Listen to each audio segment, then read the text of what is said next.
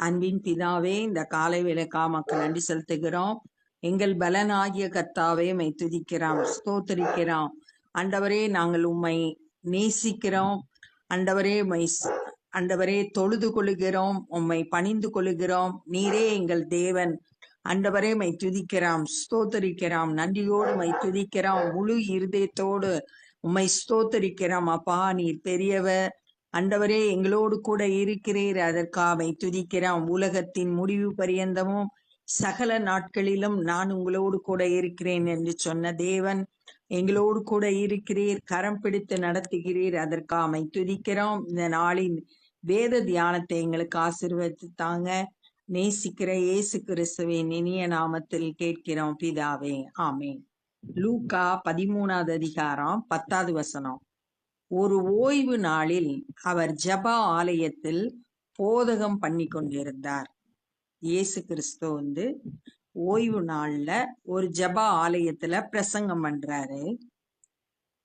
நிறைய இடத்துல இந்த மாதிரி ஓய்வு நாள்ல பிரசங்கம் பண்றத நம்ம வேதத்துல வாசிக்கலாம். அப்பொழுது 18 வருஷமாய் பலவீனப்படுத்தும் ஆவியை கொண்ட ஒரு ஸ்திரீ அங்கே இருந்தாள். அந்த ஜெப ஆலயத்துல 18 வருஷமா அவளை பலவீனப்படுத்தி கொண்டிருந்த ஒரு ஆவியை கொண்ட, பலவீனப்படுத்துற ஆவிய பெற்ற ஒரு பெண்ண அங்க இருந்தா.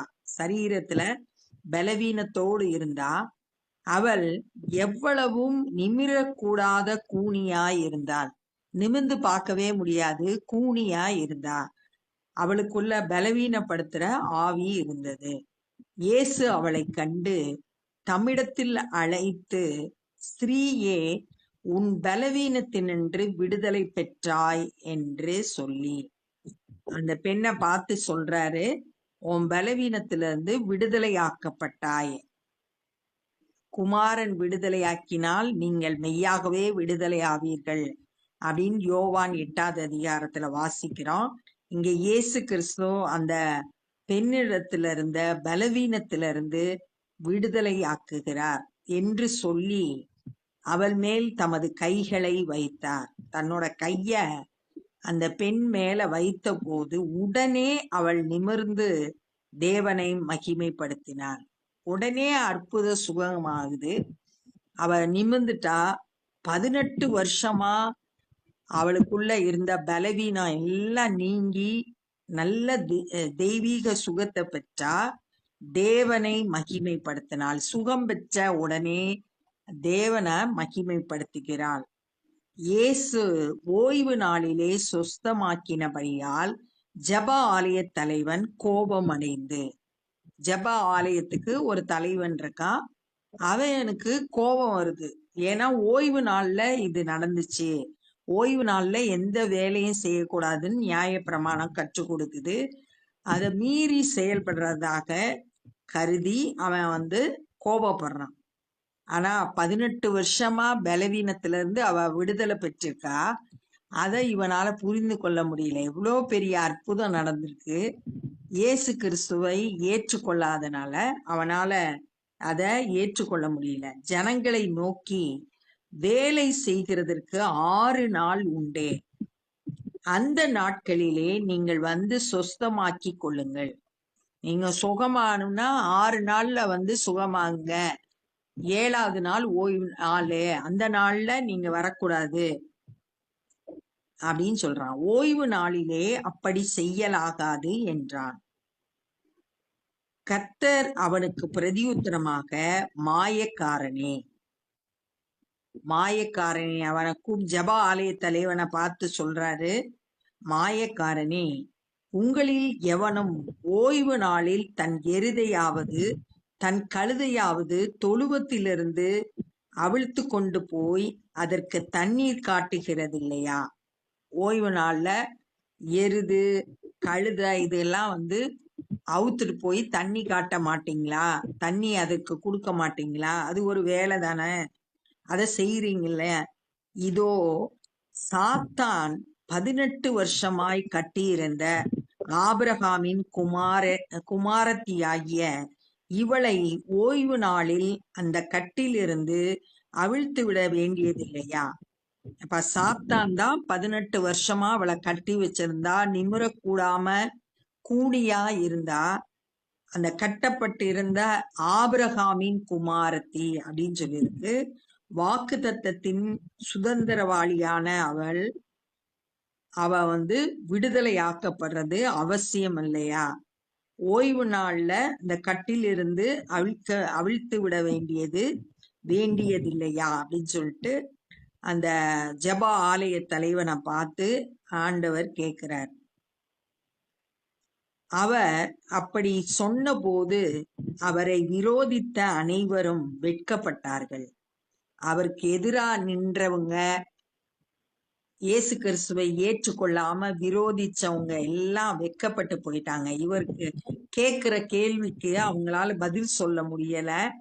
அது சரியான காரியத்தை சொல்றாரு. அதனால அவங்க எல்லாரும் வெட்கப்பட்டு போயிட்டாங்க. ஜனங்கள் எல்லாரும் அவரால் செய்யப்பட்ட சகல மகிமையான செய்கைகளை குறித்து சந்தோஷப்பட்டார்கள். ஆனா ஜனங்கள் ஆண்டவர் செய்த மகிமையான காரியத்தை பார்த்து சந்தோஷப்பட்டாங்க. இங்கே செய்த மகிமையான காரியம் 18 வருஷமா கூடியா இருந்த அந்த பெண்ணை ஆண்டவர் சுகமாக்கி நிமிர்ந்து நடக்க வைத்தார். அதை கண்டு எல்லாரும் சந்தோஷப்பட்டாங்க. அவர் அவர்களை நோக்கி, தேவனுடைய ராஜ்யம் எதற்கு ஒப்பாயிருக்கிறது? அதை எதற்கு ஒப்பிடுவேன்? ஜனங்களை பார்த்து கேட்கிறாரு, தேவனுடைய ராஜ்யம் எதுக்கு ஒப்பிட்டு சொல்ல முடியும் அப்படின்னு கேட்கிறார். அது ஒரு கடுகு விதைக்கு ஒப்பாய் இருக்கிறது. தேவனுடைய ராஜ்யம், தேவனுடைய ஆளுகை எப்படி இருக்குன்னா, ஒரு கடுகு விதைக்கு ஒப்பாய் இருக்கிறது. கடுகு விதை ரொம்ப சிறியதானது. அது போல அதை ஒரு மனுஷன் எடுத்து தன் தோட்டத்திலே போட்டான். அந்த சின்ன கடுகு விதைய தன்னோட தோட்டத்துல ஒரு மனுஷன் எடுத்து போடுறான். அது வளர்ந்து பெரிய மரமாயிற்று. இந்த சின்ன கடுகு விதை பெரிய மரமா மாறுது, வளர்ந்து பெருகுது. ஆகாயத்து பறவைகள் அதன் கிளைகளில் அடைந்தது. நிறைய பறவைகள் அந்த பெரிய மரத்தோட கிளைகள்ல அடைந்து தங்கி இருக்கிறது. அதே மாதிரி ஒரு மனுஷனுக்குள்ள தேவனுடைய ராஜ்யம் வரும்போது, ஆரம்பத்துல சின்னதா இருக்கிற தேவனுடைய ராஜ்யம் அப்படி வளர்ந்து பெருகி அவனுக்குள்ள பெரிய மரம் போல பெரிய பலனை கொடுக்கிறதா இருக்கு. அதன் மூலம் மற்றவர்களும் அடையக்கூடிய பறவைகள் தங்கி அதன் கிளைகளில் அடைந்திருக்கிறது.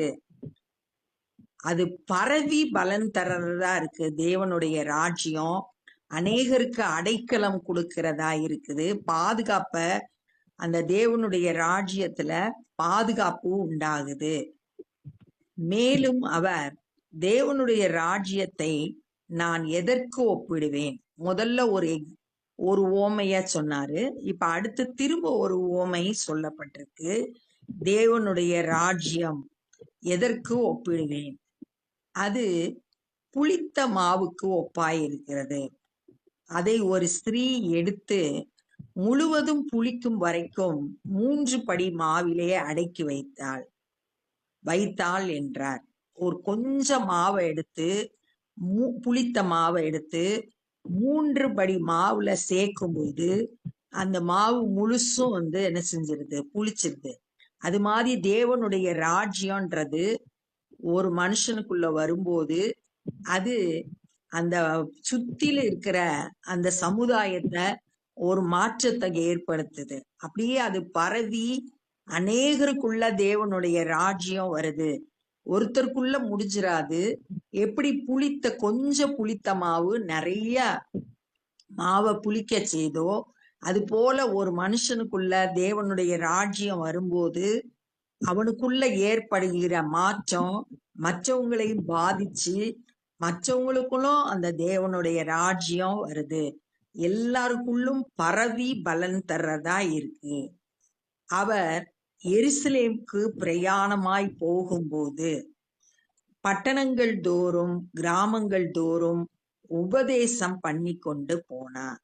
எருசலேமுக்கு பிரயாணமா போறாரு. போற வழியில நிறைய பட்டணங்கள் கிராமங்கள் எல்லா இடங்கள்லயும் உபதேசம் பண்ணி கொண்டே போனார். இயேசு கிறிஸ்துடைய ஊழியத்தை குறிச்சு நம்ம இங்க பாக்குறோம். பட்டணங்கள் கிராமங்கள் எல்லா இடங்கள்லயும் உபதேசம் பண்ணினார். அப்ப இந்த நாள்ல என்ன கற்றுக்கொண்டானா, இயேசு கிறிஸ்து ஜெப ஆலயத்துல பிரசங்கம் பண்ணிட்டு இருந்தாரு. அப்ப 18 வருஷமா பலவீனப்படுத்தும் ஆவி உடைய ஒரு பெண் நிமிரக்கூடாம இருந்தா, இயேசு அவளை பார்த்து உன் பலவீனத்திலிருந்து விடுதலையாக்கப்பட்டாயின்னு சொன்னாரு. தன்னுடைய கைய அவ மேல வைத்த உடனே அவ நிமிர்ந்து அந்த பலவீனத்திலிருந்து விடுதலையாக்கப்பட்டா. உடனே அவ தேவனை மகிமைப்படுத்தினா.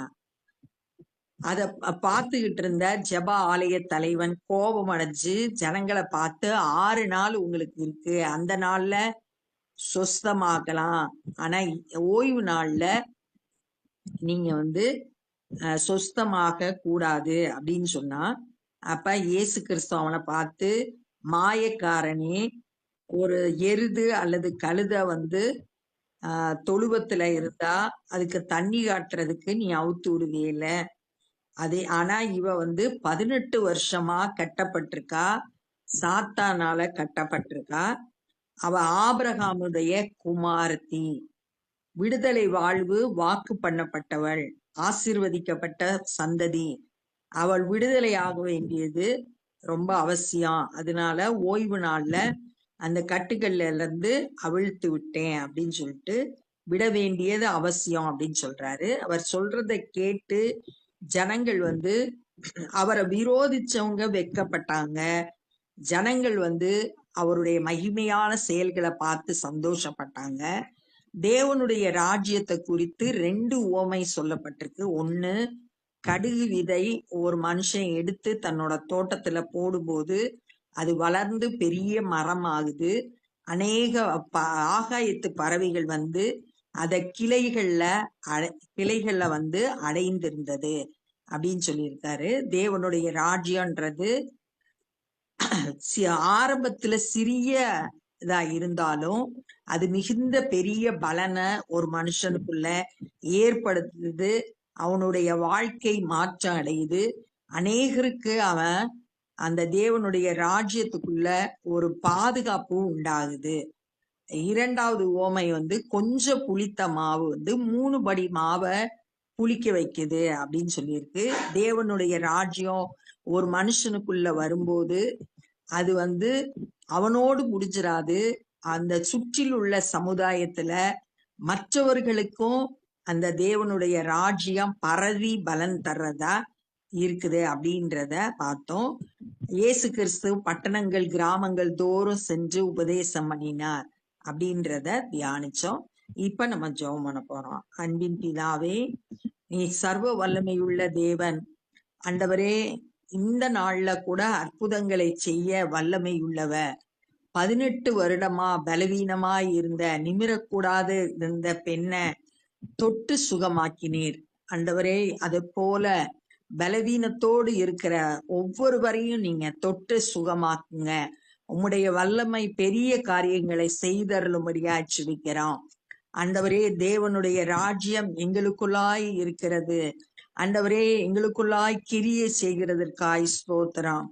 ஆண்டவரே, நாங்களும் கூட அநேகருக்கு ஆண்டவரே உம்மை வெளிப்படுத்துகிறவர்களாய், ஆண்டவரே உம்முடைய ராஜ்ய பணியை செய்கிறவர்களாய் இங்க ஒவ்வொருவரையும் மாற்றுங்க. அநேகருக்கு உம்முடைய அன்பையும் வல்லமையும் எங்கள் மூலம் வெளிப்பட எங்களை ஒப்பு கொடுக்கிறோம். இந்த நாள்ல சுவிசேஷ பணியை செய்கிறவங்களை பயன்படுத்துங்க. அநேகர் உம்முடைய செட்டையின் நிழலுக்குள் வர கிருபை தாரும். நேசிக்கிற இயேசு கிறிஸ்துவின் இனிய நாமத்தில் கேட்கிறோம் பிதாவே, ஆமென். என் ஆத்துமாவே கர்த்தரை ஸ்தோத்திரி, என் முழு உள்ளமே பரிசுத்த நாமத்தை ஸ்தோத்திரி. என் ஆத்துமாவே கர்த்தரை ஸ்தோத்திரி, கர்த்தர் செய்த சகல உபகாரங்களை மறவாதே. ஆமென். God bless you.